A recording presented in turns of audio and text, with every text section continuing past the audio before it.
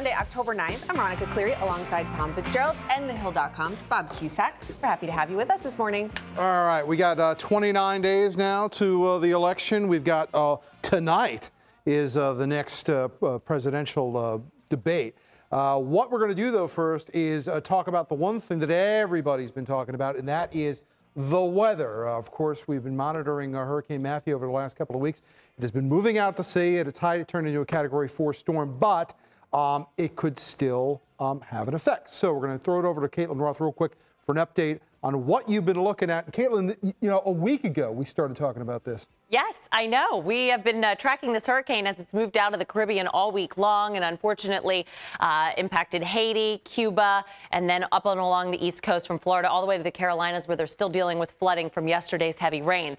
Happy to say Matthew is now far offshore, no longer a hurricane, but it is still a post-tropical cyclone, and we're still feeling the effects of rain and wind along the eastern seaboard, despite the fact that Matthew has weakened considerably and is moving due east, so away from us. That's the good news. And take a look at the track of Matthew as it moves offshore over the next 24 to 48 hours, well out to sea north of Bermuda. The interesting part, though, is Matthew is not the only storm that's out there. We've got Hurricane Nicole, vastly overlooked as this formed a few days ago in the Atlantic, and that's going to move due northward. And it looks like these two storms almost going to combine and could still be a hurricane that will have little to no impacts for us here in the U.S. That's the good news. All right, impacts home here just with some rain. This is the courtesy of Matthew moving offshore, but also a cold front that brought us the showers yesterday. Heavy rain from about New Jersey down through the Delmarva, most of it offshore, but still some high wind gusts in the wake of this system. You can see that clearing line just east of D.C. Still some clouds around, but the mountains are already seeing sunshine, and we'll see that recede pretty quickly as we go through the morning hours, so clouds giving way to some sunshine.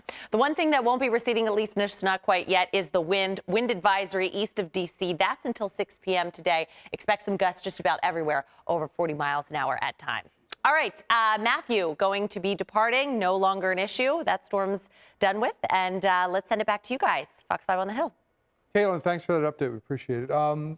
Hurricane Matthew, as you probably well know, is not the only storm that has blown through the United States in the last couple of years. Of course, we're talking about this bombshell comment that Donald Trump was captured on, which has been dominating the headlines. In case you missed it, don't know how you have, but here it is anyway.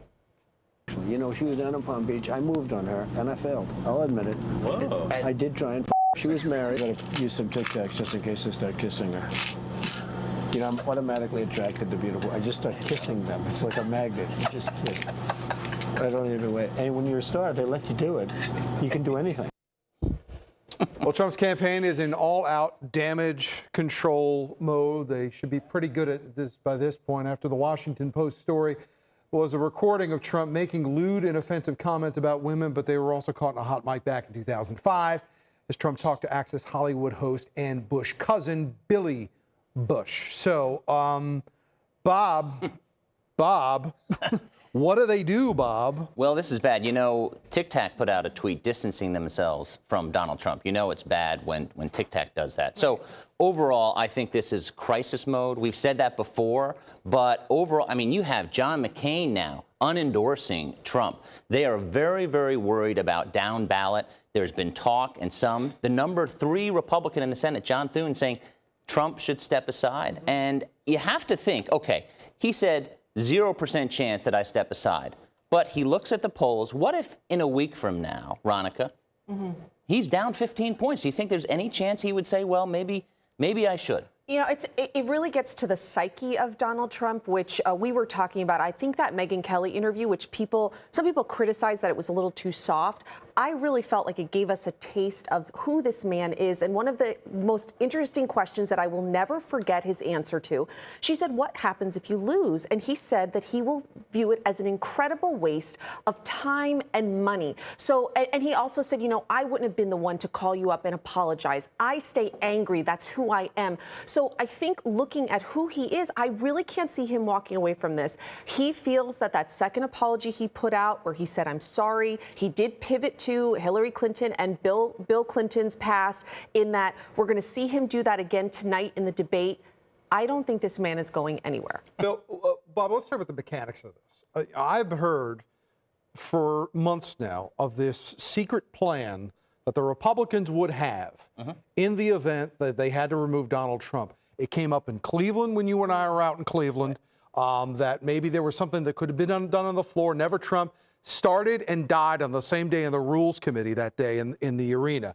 My understanding of this process right now is that there is no golden parachute for the Republicans. Donald Trump is your nominee. He is going to be on the ballot. We've heard about this meeting, apparently, that took place here in Washington, which nobody seems to be able to confirm or deny whether or not it happened.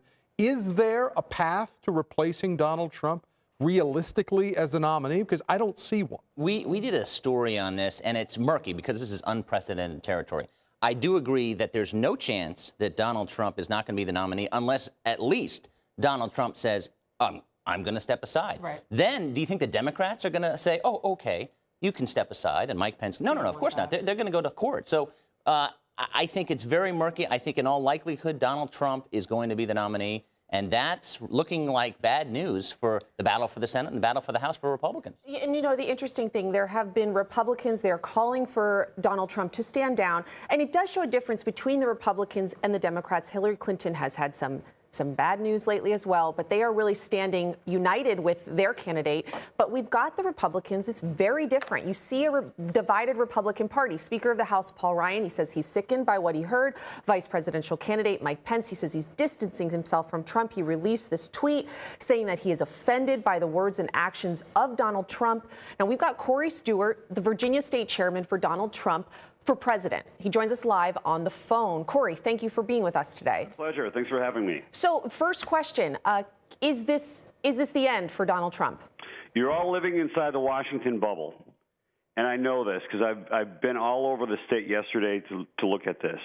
Look, this is going to boomerang, and here's why. If we're going to evaluate, if we're going to judge presidents and presidential candidates by their sexual ethics, we're going to have to reevaluate everybody from FDR, JFK, LBJ. I mean, the list is non-ending. People are worried. You're all worried about this scandal. Meanwhile, you got people south of the Beltway who are worried, and in Pennsylvania and other states who are worried about jobs. And here comes the big kicker. Right when this was released, the statement that Hillary Clinton made to all the elites at Wall Street, which was, "I dream of a Western Western Hemisphere where we've got open trade and open borders." That's good for the elites. It's good for the Republican elites. It's good for the establishment. It's good for people who don't want anything to change. But it's really bad for the little guy whose wages have been stagnant for 20 years. Let's recenter this, though, because Hillary Clinton is running against Donald Trump. Bill Clinton is not running against Donald Trump. Let's talk about your own party. Why are so many big names, two former Republican nominees now coming out and distancing themselves, denouncing Donald Trump? How does that bring the Republican Party together? You have to understand, Tom, that the Republican establishment is the same as the Democratic establishment. They're elites. They don't want anything to change. They want open trade, and they want open borders. That's good for them. It's really bad for the little guy. And people, the more the mainstream media and the establishment, including the Republican establishment, attacks Donald Trump, let me just tell you this, the stronger he's getting. And if you want evidence of that, take a look how Paul Ryan was shouted down at the rally that he disinvited Trump to, with people saying, "Where is Trump? You turned your back on Trump." That's how people feel outside the Beltway. Okay, Mr. Chairman, so do you think that when the new polls come out next week, do you think that this will hurt Donald Trump, and does this hurt his ability to win Virginia? No, it doesn't, because people are they're angry that the establishment and that the mainstream media are trying to pick their candidate over and above their wishes and over and above their interests. I think it's going to help him. It really will. And I know that sounds ridiculous to all of us inside the Washington bubble, But the reality is that people out there are not concerned about Donald Trump's sexual ethics.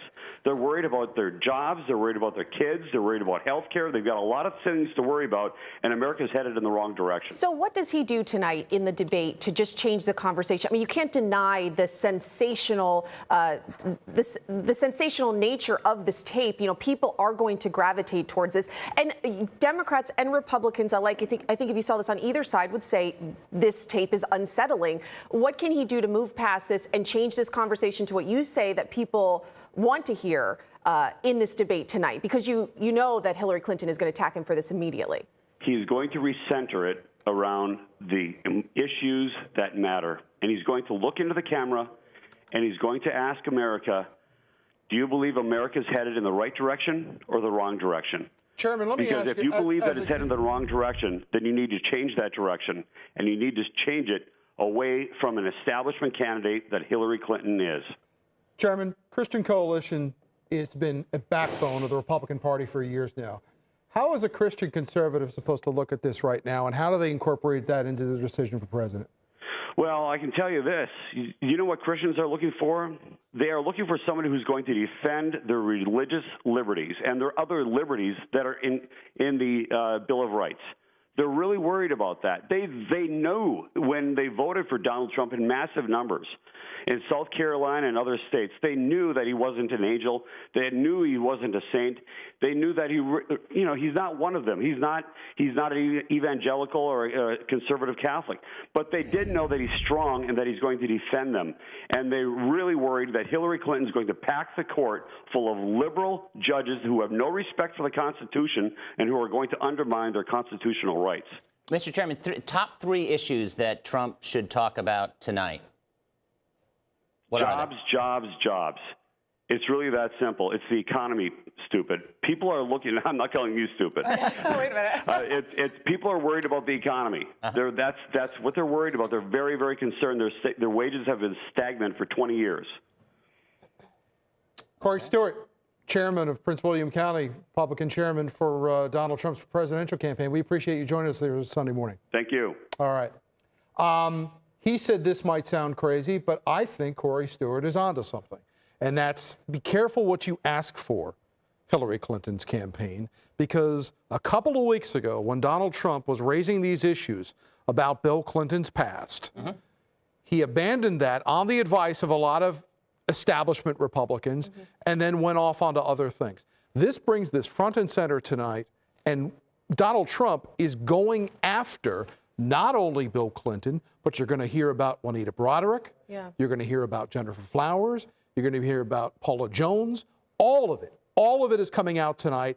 And I think this is a situation that the Clinton campaign does not want to be involved in because it just dredges up all the old stuff instead of keeping her on message about what she wanted to talk about moving forward. Yeah, and Tom, I'm looking at my phone. Donald Trump just recently, within the last 24 hours, retweeted Juanita Broaddrick, right? And that was something that his advisors said, stay away from that in the second debate. That was something that the Clinton camp was happy about.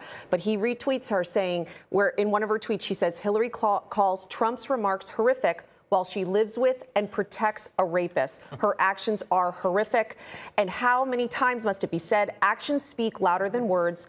But then she goes on to basically say Donald Trump said bad things. Hillary Clinton threatened me after Bill raped me. I mean, those are powerful tweets that Donald Trump is tweeting out to his followers that he's going to bring that up tonight, and he's going to feel that he's justified to talk about it. Well, what does that have to do with jobs?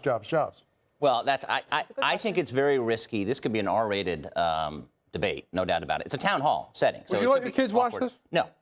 I wouldn't let my kids watch No, it. and I think, and that's, luckily, it's 9 o'clock at least on the East Coast. I think that Trump should be talking about the emails. I think the hammer, the Hillary Clinton staffer who took the hammer to one of her mobile devices, how she had 13 or 14 devices that they couldn't find that the FBI wanted. I couldn't believe he didn't bring that in the first debate. And I think it's trouble if he brings up Bill Clinton. Let's talk about that. Hillary Clinton's having some trouble of her own this week. WikiLeaks posted thousands of emails from the Clinton campaign chair, John Podesta. Now, excerpts from these closed-door speeches that Hillary Clinton gave to bankers up on Wall Street, executives, it's all out. And from 2014, Clinton at one point said she favored open trade and open borders and that politicians must balance both a public and private position while making deals. She also made some odd remarks about how she can't really relate to the middle class anymore because the Clintons had made so much money anymore.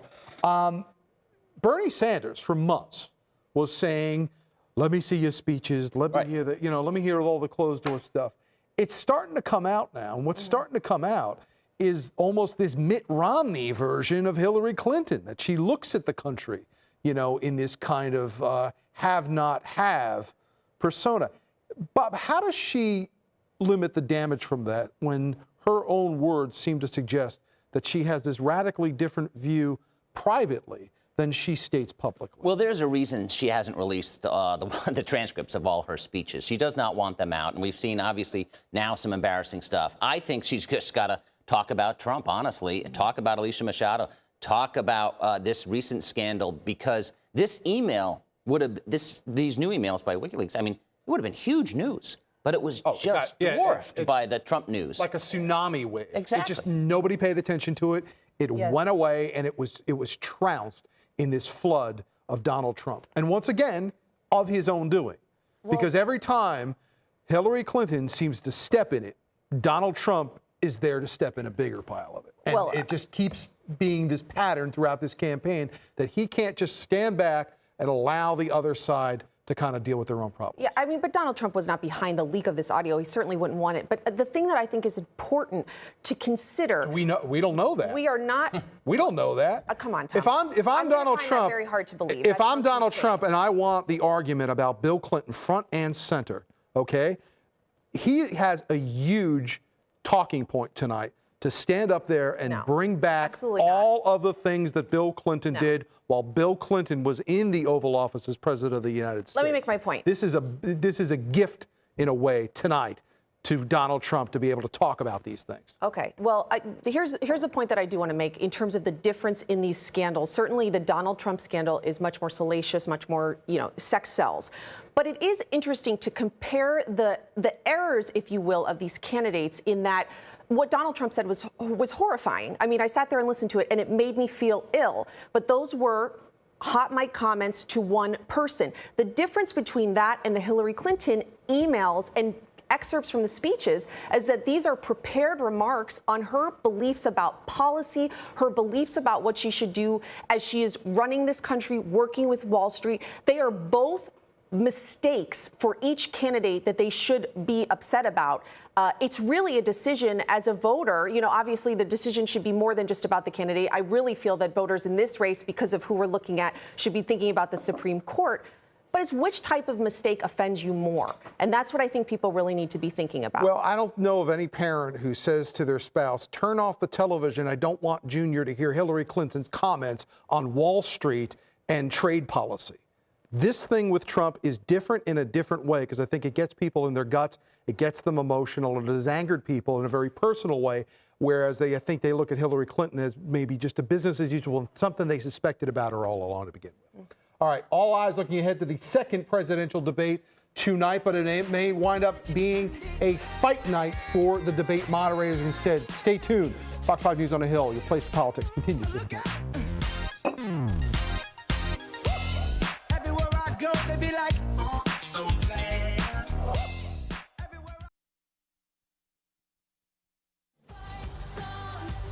Well, debate moderators, they have a lot of pressure on them to perform well. I certainly don't envy it. It seems like rival anchors Anderson Cooper and Martha Raddatz, they are butting heads over their roles in tonight's presidential debate. Well, Page 6 is reporting Raddatz of ABC and Cooper of CNN are arguing over who gets to ask what questions during this Sunday's debate. Both networks, they've laughed off these claims, saying the anchors, they get along just fine. But remember what Trump said about Anderson Cooper. They're all Democrats, okay? It's a very unfair system. I'm not okay with Anderson Cooper because I think he treats me very unfairly at CNN. I think he's very unfair on CNN. I think CNN, they call it the Clinton News Network. Well, the debate will be held at Washington University in St. Louis and take the form of a town hall. Of course, you can watch it right here on Fox 5. But that's classic Trump, right? I mean, put your opponent on the defensive before you get into the ring. Yeah. Put Martha Raddatz, put Anderson Cooper. For the life of me, I don't understand why in a town hall format, Bob, you have two moderators. Your Yeah. job there is simply to pass the microphone for most of the night and get out of the way. I think they're both good moderators, but they're under the microscope, no doubt about it. Not a job I envy. Well, we'll be streaming tonight's debate live on Facebook from Old Epic Grill. Sarah Fraser, Guy Lambert, and Tim Young. They will cover the debate from there, and you can catch it on your Facebook page, Fox 5 DC. We're going to be right back.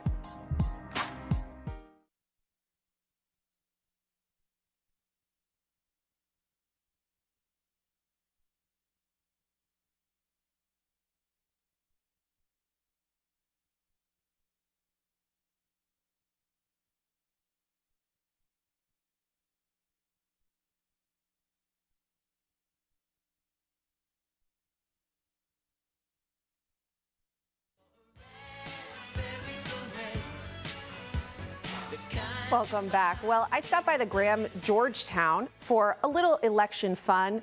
And let me tell you, our first one-on-one with the candidates, sort of.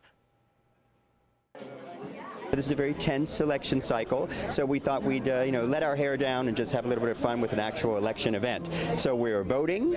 We have specialty cocktails that are part of the specialty event for this evening, and we have some very special people here that you might want to meet. Yes, you do. Eric, let's go meet your special guests. And I know that you all said that you want to have a little fun with this election that has people so stressed. Yes, indeed. So now we have Hillary Clinton and Donald Trump. Now, I know tonight is the debate. So I want to ask each of you quickly, what are you doing to prepare? Hillary, you go, take it away. I'm preparing to be president. I am preparing to buy this hotel. It's going to be absolutely the most fantastic. We're going to name it after you, the Ronica Arms. How about this? Moving hotels forwards, backwards. We're keeping America stationary.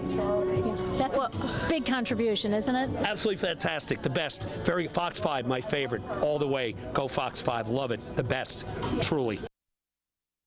He's got the hair down. There you go. He's definitely got the hair down. He would not let it go either. I mean, the guy was very committed to character and to his part. Well, I mean, this guy, even after the election, I think Trump impersonators are gonna do well. Who wins tonight? I think you got to give the edge to Hillary Clinton. I think it's just an uphill battle for Trump. But at the same time, I think the favorite going into Pence was Kaine. I think Donald Pence won. Trump could surprise us. I mean, it was a day of preparation yesterday, he said, with Chris Christie, Reince Priebus, Jeff Sessions, that maybe he can handle this and Trump does well in these town hall forums. I expect him to do better than people are expecting him, but we will see. Tune in. Fox News Sunday with Chris Wallace is next. We want you to remember fox5dc.com on time all the time. We'll see you next week.